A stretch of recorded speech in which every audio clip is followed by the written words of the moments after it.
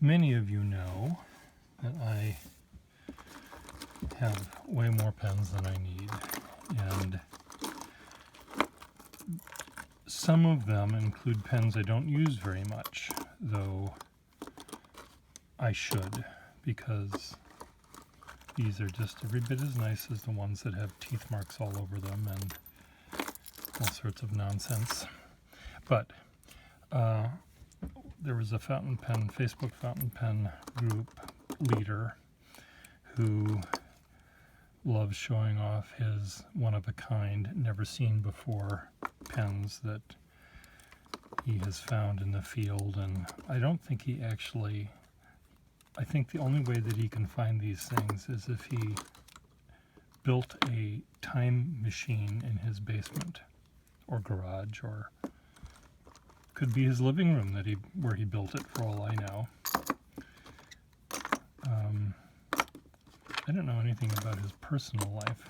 I was just saying that he doesn't entertain people at his house. He might have wild swinging parties, for all I know, but I only see the fountain pen half of his life. And it looks, to get the collection it does, it looks like he's uses 25 hours out of every single day to search these things out. So, of course, he doesn't have any swinging parties. Anyway, he posted a pen that was all beautiful and shiny that he got on one of his time machine trips, where he went back to 1924, or maybe he went back in 1934 and asked if they had any pens that hadn't been sold. And the pen dealer said, "Oh, I got a bunch of these things ever since they came out with the new Doric. I can't even give these things away. These Sterling overlay Watermans." So anyway, he showed this pen essentially, except it was all nice and shiny. It was not tarnished like this is. It was a smooth Sterling 452. And he made it sound as if it was rare. And it is rare, I guess. I only have one, specifically, one 452. But I do have also a smooth, and it's a set, smooth Sterling set. Oh, except that's not the right pencil. This is the right pencil. Smooth Sterling set. It says Elbert Heller, Chairman, Entertainment Committee, Men's Club, NB, JC, 1931. And the pencil says the same thing, except the pencil has way more room on it to engrave it, so the Men's Chairman Entertainment Committee is all on one line. Albert Heller. The font size is smaller on the pencil. Anyway, so this is essentially the pen that he was showing that was very rare. And I guess it is very rare. If he says it's rare, it's rare. But I have one too. Except I have a set. And I have the same pen as a 452.5, which is a number 2 size Sterling overlay pen, but it's skinny and dented and tarnished and unmarked, unengraved, but it's quite lovely.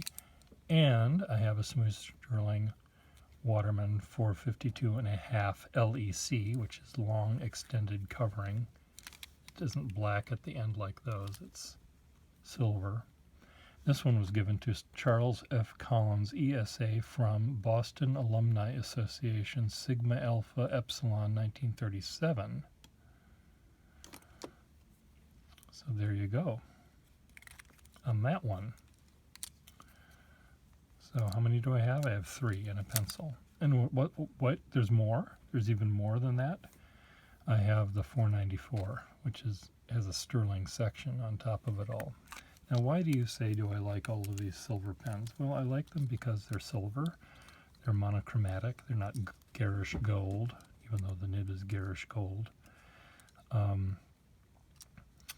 And I like them because they are so manly. I said to myself, I like men. I like manly things. So there's something that's lovely about them. Now, yes, you can have overlays like this that are filigree and Art Nouveau and more prettier. Oops, what have I just done? Nothing. I have these two Parkers. This is my sterling drawer, my smooth sterling drawer for the most part. And I have these in here just to remind myself how much I like smooth sterling. So I just thought I'd show you some other smooth sterling. So here's another smooth sterling Waterman pencil. Here's another Waterman smooth sterling LEC, except ladies pen, missing its little ring. Now, am I going to write with any of these things?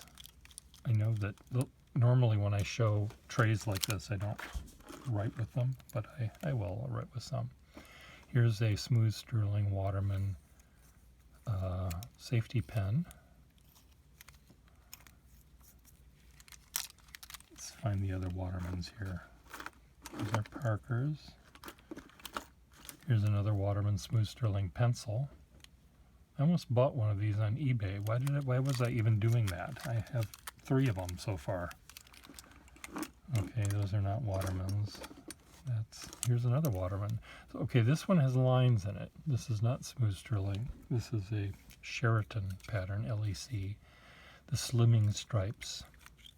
And I have a perfect nib for this one. I mean, many of these nibs are great. I'll talk about those in a minute. That's an off-brand. Here's a more. Let me just do the Watermans. Is this another? No. Or is it? What is this? Edward Todd, I think. Let's just find if there's any more Watermans here. Then we'll go on to the other brands. See, I just was looking for this one, and it's in the correct drawer. Here's another Waterman. That's smooth sterling. And these remind me, this looks like it should be, if James Bond was not from the 60s, but from the teens, this would be part of his secret agent kit. And it would, he'd unscrew it and turn the knob, and it would turn into a kayak or something to escape from the bad guys. This is another, this is a slotted Sheraton. This is another Sheraton pattern, a long thin one, and it has exactly the right nib in this one. So these are all the Watermans. We'll look at those in more detail or forget about them for the rest of the video. We'll see. They go up there. See? There.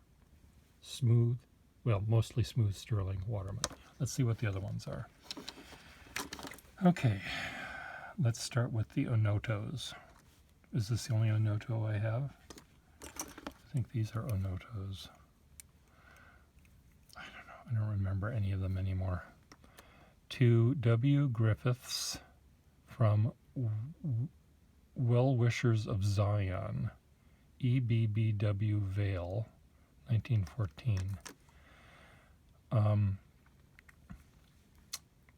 Just delightful, and almost exactly the same pen, except different engraving. JLM 31710. So July 31st, 1910. This is an overfeed, swan overfeed, or an Onoto and a broken nib, I think. This is barley corn. But again, all of these have in common, they all look like they were made by a machinist in the basement, not by a jeweler. These pens were made by a jeweler because they're pretty. These were made by machinists because they're sort of ugly. And here are two other pens that are equally ugly in that way. Look at that nice breather hole that one has. The Security pen, Diamond Point. It's a Diamond Point pen, what do you know? And a big old crack. We're talking about sterling, so let's go back to the sterling ones here. Let me just see, do I have any other Anotos? No. This looks like it's, no, this isn't. This was, okay, here's a smooth sterling Schaefer.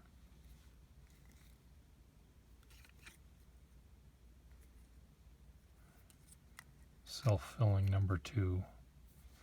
I'm not positive that this lever is sterling. It seems to me that, I don't know, I can't remember. Sometimes if a lever is missing and it's a sterling lever, well, good luck.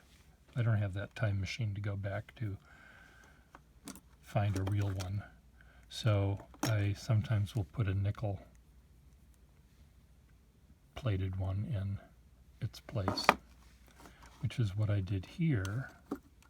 No, no, yes. This is a Swan, smooth sterling Swan with lots of issues on this thing. This did have an engraving on it, which someone got out their file and completely took off. I wonder what that said. It's sort of sad to see that, but it's also interesting that it adds its own little history. Was that what the guy got in the divorce? You can have that fucking pen, the wife says in court.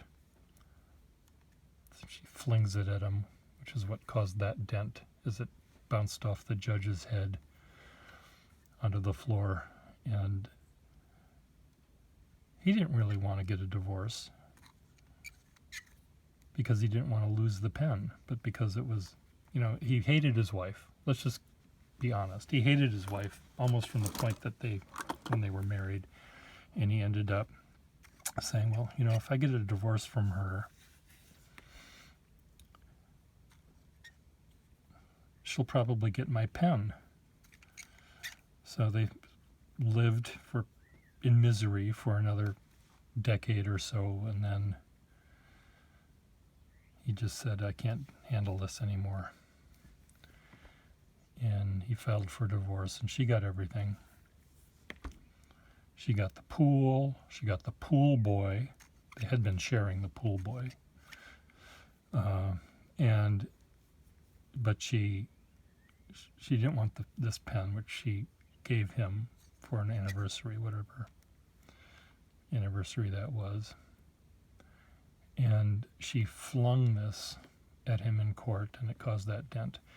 And he so much hated her for causing that dent that he filed off the presentation that said, "To my loving husband, Snookums," from, well, I'm not going to say what her pet name was because it was essentially just disgusting. But anyway, so he went downstairs. Well, he didn't have a house anymore. He went to someone else's basement, his brother's basement, who said, you shouldn't have married her, I warned you. And he said, you have a file. So he spent all night long filing off the presentation. Also another nice overfeed. We'll try that nib too. But anyway, this clip, I think in the flinging across the room, the clip also broke. And I replaced this with a nickel clip. Here's another Swan, sterling Swan, and it has a little crack right there on the clip. This is a Swan military pen, trench pen, World War I era. So smooth sterling, and in the back here you'd put your little ink pellets, and then when you needed ink you'd take out a pellet, drop it in the barrel, fill it with your canteen, and you'd be good to go. And the Major General that owned this kept on sticking it in his pocket, which was to try that nib. These are the nibs I'll try. Put that in his coat pocket, uniform jacket, and it caused trauma. The mascot. Is that the name of the pen or the engraving for the given to the guy that was the mascot for the crew team or rugby team or whatever team? Maybe that's the name of the pen. Usually when it says the mascot, it would have little quotes around it. And it's not quite even. It's a little tilted, so that seems like that would happen in the engraver's hands rather than the factory's hands, because everything else about this is quite lovely. Eyedrop fill pen of some manufactured. It's hallmarked. No, registered. Registered, it says. Sterling silver.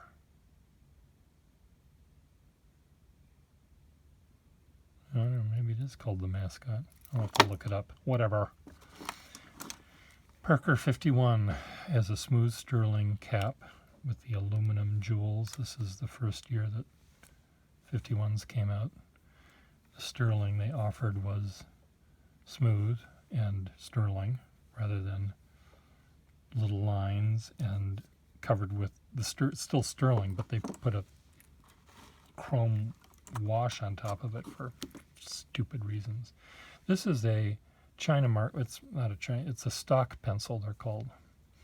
Big hunkin' lead on it, and this is for marking the big boards. Stock market, I think. Who made this pen? Here's my loop.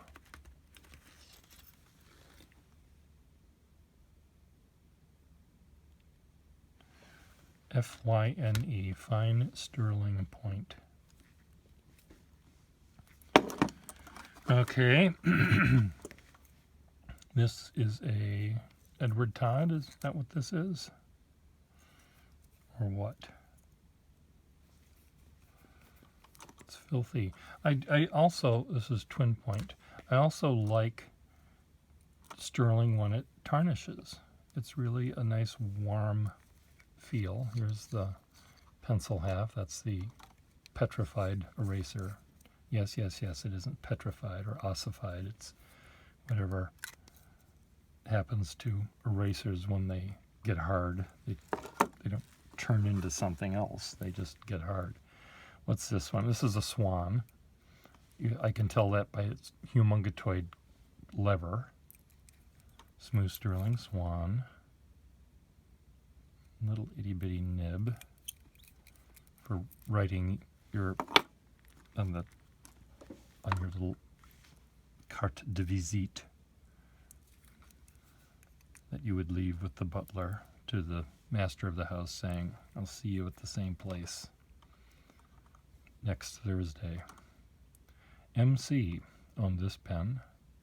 Whoever made this. I don't have time to pick up my magnifying glass, and yes, I do. I have time to see if the nib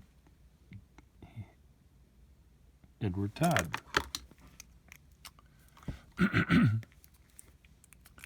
Okay.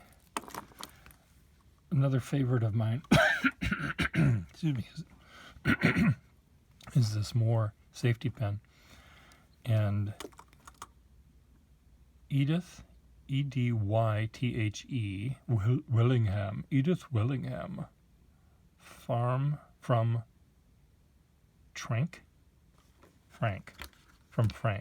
Xmas 1916.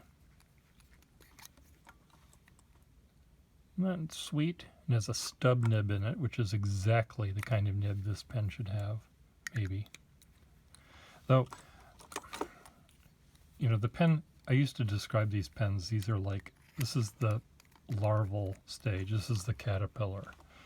And then it turns into a butterfly or a moth, and it becomes normal sized.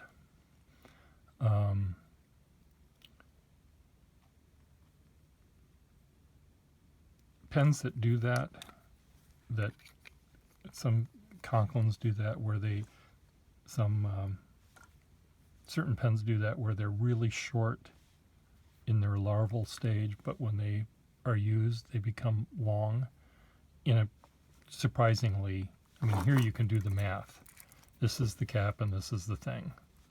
You know, you add that up and that's understandable. Sometimes if the threads are in a weird location under here, that you know, the threads could be here, the point is here, or it could be in a different sort of ratio from cap to barrel, and the ones that are surprising is a more. Okay, what do we have here? Another Edward Todd, probably. Yes, shall I just look? It's a Wahl temp point pen. That doesn't make any sense. It's a Wahl temp point nib, anyway. Who made this pen? Looks like a Wahl, but it's supposed to have a lever.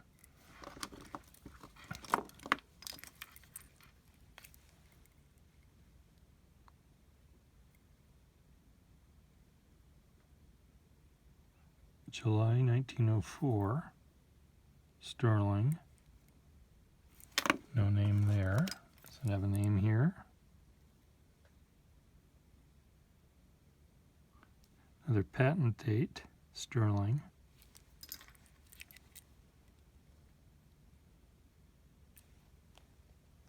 Huh. Well, there's no manufacturer name on this one, so I wonder who made that.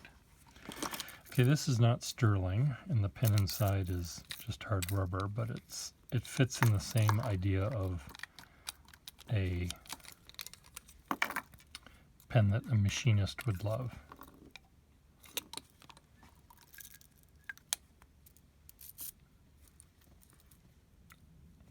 It's just bondage galore here. This is what the guard in the dungeon writes down the factoids. Okay, this is not supposed to happen. That's supposed to stay in there. This is another Swan, I think. Hallmarked.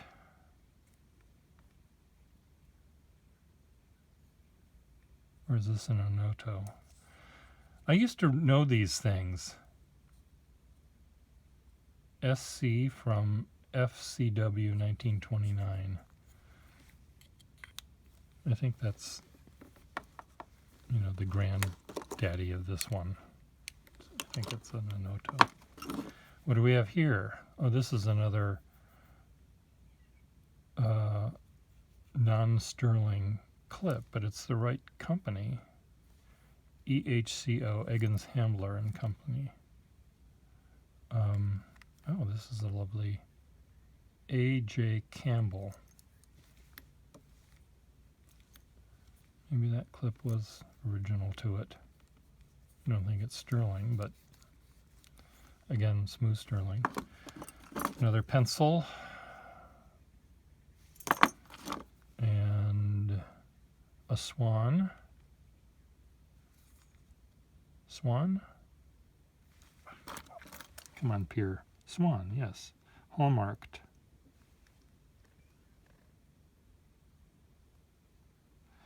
MTL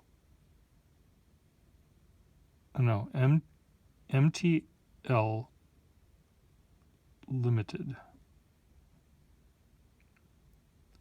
MT Limited. The L is sort of weird.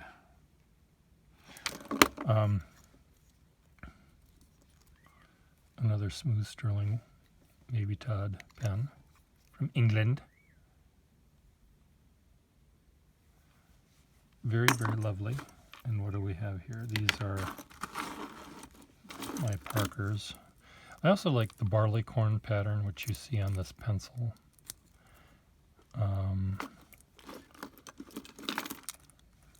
Okay, let's just try writing with a few of these, because that's what I do with pens. I write with them. I just don't look at them. But I must say, okay, I'm going to put this over here because I'm sure I'm going to drop it. Unless my cat, I better move it down here because these would all fall on the floor and I would be very, very upset. Okay, might fall on the floor there. Let's just try a few of these nibs. Okay, this nib,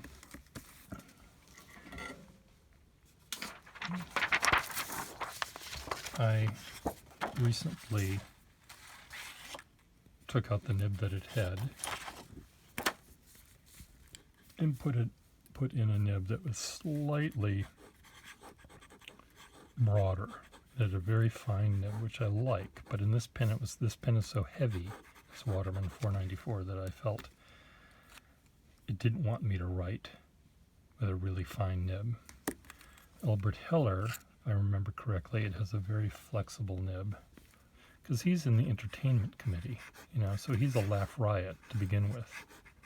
He always has a joke. They're usually off color, usually sexual in nature, always heterosexual in nature.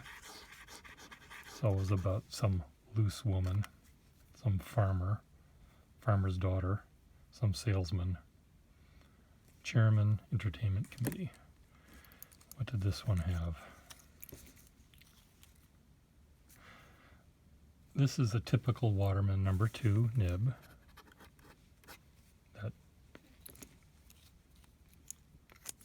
I'm dipping these in water when the pen hasn't been used in a while. Oh, this nib is wrong for this pen. This nib belongs in a much later Waterman by 25 years or so, but it's the right nib for this pen.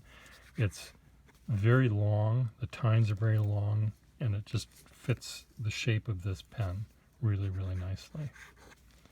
And I think those are the pens that I have, the nibs I have in the other. This one actually deserves that shape better than this one, but this has the nib that this pen requires. It's another fine. This is similar to the nib that was in this one, and it belongs in this pen, but not in that one, even if it was the number 4. It's very, very slim and elegant and a little bit tight. This guy, Charles F. Collins, ESA,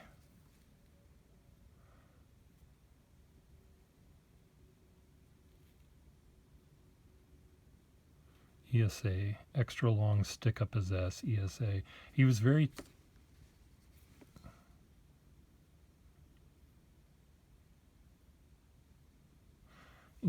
proper, this guy. He would never tell a joke. He would never laugh at a joke either. He's just too proper, too dignified. This one is essentially the same pen as this, except with stripes. So it's even slimmer. It appears even slimmer because of those slimming stripes. But because it's slightly fancy, it can tell a joke. It's the life at the party.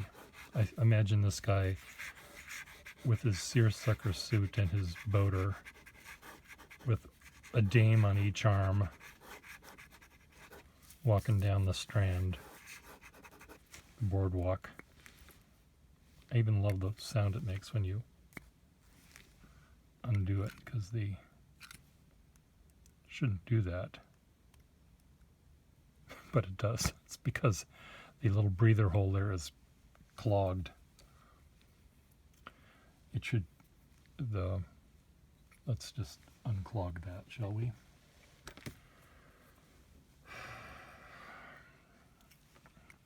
Well, I don't have anything that's pointy here. I could use the nib, I suppose. I won't, though. This one should screw a little tiny bit more than it's doing.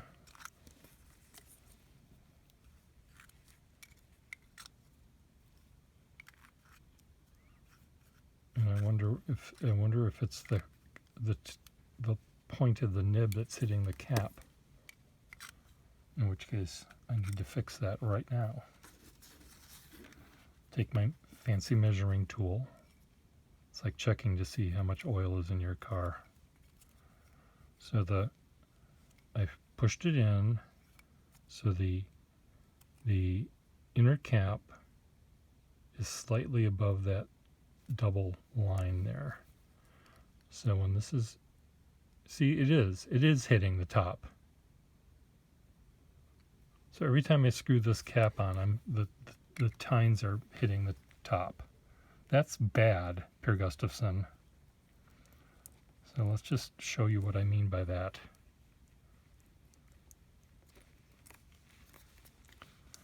So now that I've taken the nib out, this should, no, it doesn't, it goes down a little bit more. Well, maybe not.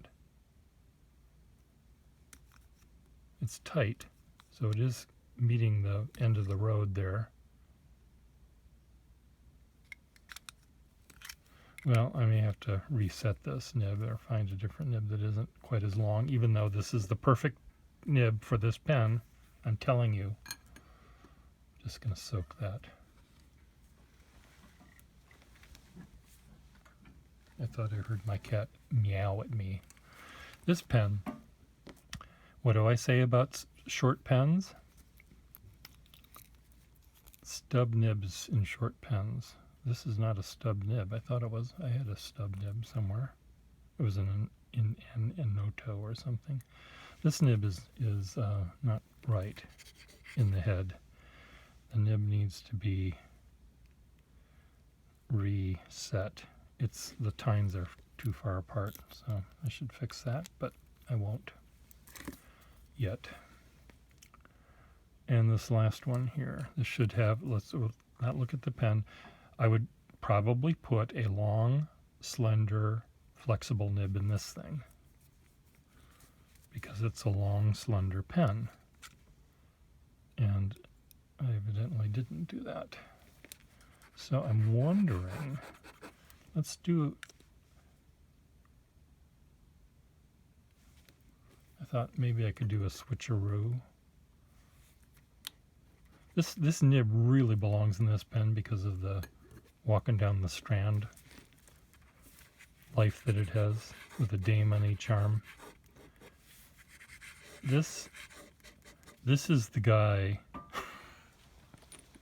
This is very cruel of me. So the guy with the two dames on his arm, so here's the guy with his little tiny head. His head is too small for his body, and he's walking down there leaving his trail, and then the two ladies' pens are here and there. Oh, you're so funny. You are so funny. And then back here in the distance, you can't even see what I'm drawing. God damn it. Here's the guy with this boater at an angle. He's talking to this one, but he talks to this one, and they're both looking up to him, and they're smiling and giggling coyly, and they're dribbling their ink out that way, and he's dribbling his ink out that way. He's got some pre-ink going on there. And meanwhile, this guy, this was his date. They went a double dating, so his boater is, one size too small. He's just not with it. And not at an angle, he's just horizontal. This guy's at an angle. And he's dribbling over that way. And he doesn't even have a clip, for God's sake. He's so out of it. No clip. I just drew a clip. Ignore that. So he's back here. This guy, the life of the party, telling the jokes over here. Except he's not. It's Elbert Heller that was telling the dirty jokes. This guy, his jokes are clean when he tells them to the ladies, but when he's along with this guy, they are just as raunchy as can be. And this guy tries to laugh but doesn't quite know how to laugh at those jokes. And this other guy, Collins, wherever he went, he doesn't even understand them. I'm getting very confused here with my personas, but so this is a little bit restrained, this nib. It doesn't quite know how to be as free and easy as this one. Now there might be a possibility of resetting this nib, pushing this feed in a little bit further, or pushing the nib in a little further.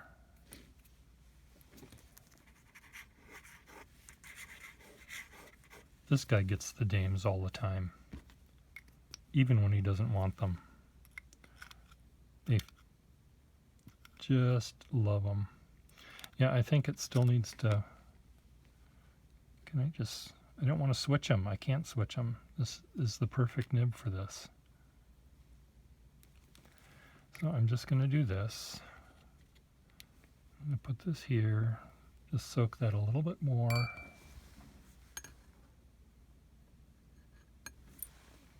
I don't want to...